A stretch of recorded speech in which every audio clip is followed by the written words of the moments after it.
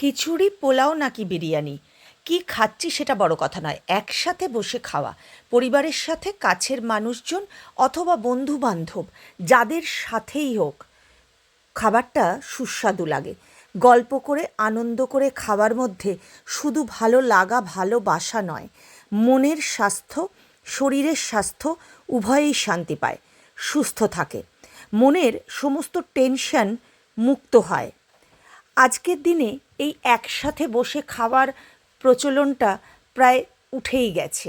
তবে যদি করতে পারা যায়, অন্তত রোজ না হোক, মাঝে মাঝে, তাহলে কিন্তু এটা আমাদের শরীর এবং মন উভয়ের জন্যই ভীষণ গুরুত্বপূর্ণ। আর একটা কথা, বাচ্চারা একা একা বসে অনেক সময় খেতে চায় না, কিন্তু অনেকজনের সঙ্গে বসিয়ে দিলে তারা কিন্তু ঠিক খেয়ে নেয়। এটা একটা খুব উপকারী জিনিস, উপকার হয় এতে। আমার ছোট্ট ছোট্ট পোস্টগুলি ভালো লাগলে আমার পাশে থাকবেন।